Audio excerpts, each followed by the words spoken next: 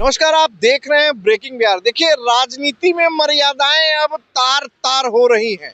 हम ऐसा इसलिए कह रहे हैं कि सम्राट चौधरी ने जिस प्रकार से लालू यादव को चोर कहा, आरजेडी की तरफ से काफी तीखी प्रतिक्रिया आ रही है। इसके साथ ही आरजेडी के लोगों के द्वारा लगातार ये कहा जा रहा है कि अमित शाह ने बाबा साहब अम्बेडकर का उपहास उड़ाया। आज उसी मुद्दे पर बात करने के लिए हम भाजपा युवा मोर्चा के प्रवक्ता राहुल आनंद जी के साथ में हैं। इनसे कुछ बात करते हैं।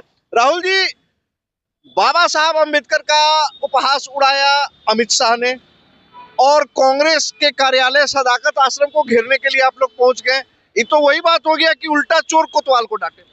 देखिए, अगर इस प्रश्न का अगर उत्तर दिया जाए तो यही कहना चाहेंगे विपक्ष के लिए कि चले थे कहां, जाने के लिए जाना है कहां ये मालूम नहीं, अब अपनी भटकती कदमों को मंजिल का दिशा मालूम नहीं। ये हमारा विपक्ष हमेशा करता आया है। आपने जो प्रश्न उठाया बाबा साहब अम्बेडकर के बारे में, अगर उस विजुअल को ढंग से पढ़ा जाए, ढंग से सुना जाए, तो उस विजुअल में सारी संदेशें स्पष्ट है, पता है। हाँ, अमित शाह जी ने जो कहा उसका तात्पर्य ये था कि अमित शाह जी ने इस बात को सुनिश्चित किया सदन के पटल से कि आप लोग हर वक्त संविधान की बातें करते हैं, संविधान को घेरने का प्रयास करते हैं। संविधान का संशोधन सबसे ज्यादा कांग्रेस ने ही किया, और जहां तक अपने फायदे की बात कर ले तो इंदिरा गांधी जी ने भी इसका बहुत भरपूर उपयोग किया। अब प्रश्न ये उठता है कि जिन्होंने संविधान लिखा और जो लोग संविधान को पॉकेट में लेके चल रहे हैं, क्या उनको सच में संविधान के बारे में पता है?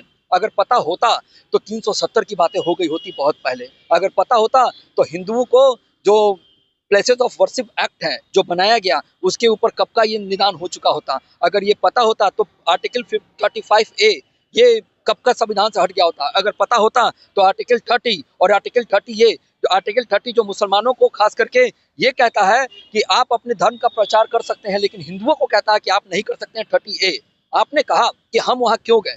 हम वहाँ इसलिए गए, और हम वहाँ जाने से पहले इलाका उनका ही क्यों ना हो, धमाका हमारा ही होना चाहिए था। हमने प्रशासनिक स्तर के लोगों को सूचना कर दिया था कि हम उनके पास जा रहे हैं और उनको एक स्पष्ट संदेश देने जा रहे हैं। युवा मोर्चा के लाठी डंडा लेके गए थे संदेश देने के लिए। देखिए, युवा मोर्चा के अध्यक्ष के नेतृत्व में, भारतेंदु जी के नेतृत्व में हम लोग गए थे, और वहां पर जो डंडे की बात की जा रही है और जो लाठिया की बात की जा रही है, तो डंडे हमारे झंडे में जरूर थे, लेकिन लाठियां उनके पास थी। वो व्यवस्था करके बैठे थे और उनके पास ऐसे ऐसे बॉडी बिल्डर लोग थे जो हमारा स्वागत करने के लिए पहले से खड़े थे। अगर बात करें, सार्थक रूप से बात करें, तो जो मीडिया के अंदर जो विजुअल उपलब्ध है उसके तहत साक्षर देखकर इन चीजों का निदान किया जा सकता है कि लाठियां सबसे पहले कहां से चली थी। हमारे पास वो फुटेज है। पुलिस नहीं रहता तो अभी तो आप लोग गृह युद्ध कर दिए रहते, मल्ल युद्ध कर दिए रहते, जितने प्रकार का युद्ध होता है आप लोग सदाकत आश्रम के पास में दोनों दल मिलके कर दिए हो रहते।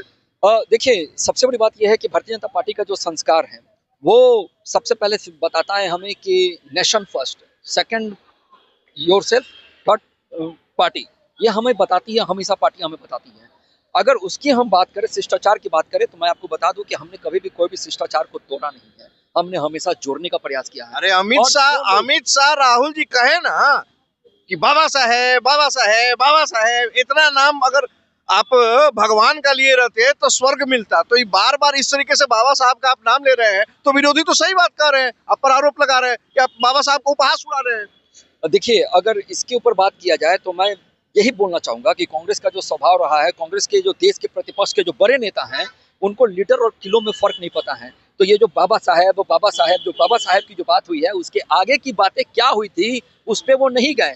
उन्होंने उस चीज को सुना और किलो किलो और लीटर में तौल। क्या कहा अमित शाह ने, खुल के बोलिए ना। अमित शाह जी ने कहा कि जो आप बार बार अंबेडकर जी अंबेडकर जी अंबेडकर जी का जो नाम लेते हो, अगर इतना नाम लिए होते भगवान का तो आज स्वर्ग में चले गए होते। उन्होंने इस चीज को बताया और आगे का जो विजुअल था उसमें इस चीज को बताया कि अंबेडकर को आपने कब कब रोका और अंबेडकर के लिए आपने किस तरह से प्रतिशोध लिया उनका, इसके ऊपर उन्होंने चर्चा किया सदन के अंदर। और खास करके ये विपक्ष को गवारा नहीं हुआ। एक कहावत है ना हमारे यहाँ कि हाथ कंगन को आरसे क्या, पढ़े लिखे को फारसी क्या, बस वही एक है। क्या लगता है कि जैसे जैसे बिहार विधानसभा चुनाव नजदीक आते जा रहा है, इस तरह की राजनीति होगी? कोई किसी को चोर कहेगा, कोई बाबा साहब के अपमान की बात करेगा, तो क्या लगता है कि बिहार के लोगों को विकास के और अन्य सार्थक मुद्दों पर चर्चा न करके अनर्गल मुद्दों पर ही दिखाई दिया जाएगा या दिखाया जाएगा?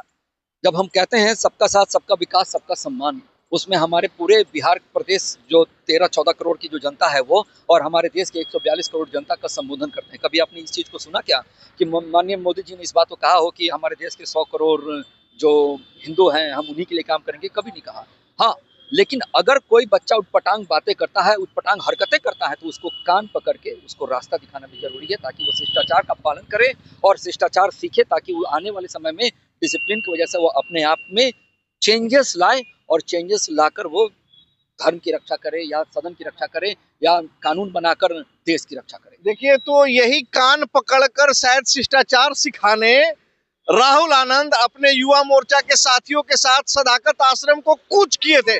देखिए, मैं लगातार इस बात को कह रहा हूं कि जब तक बिहार विधानसभा चुनाव संपन्न 2025 नहीं होगा, तब तक इसी तरीके से बेमतलब के मुद्दों पर बिहार की जनता का ध्यान भटकाने का प्रयास करता रहा जाएगा, चाहे इसमें सत्ता पक्ष हो चाहे विपक्ष हो।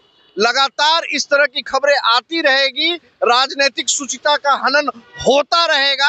हालांकि ये देखने का विषय होगा कि बाबा साहब अंबेडकर और अन्य इन सब जैसे मुद्दों को लेकर बिहार की राजनीति की दशा और दिशा किधर जा रही है। खबरों का सिलसिला हमारे साथ लगातार बरकरार रखें। तब तक के लिए दे इजाजत, नमस्कार।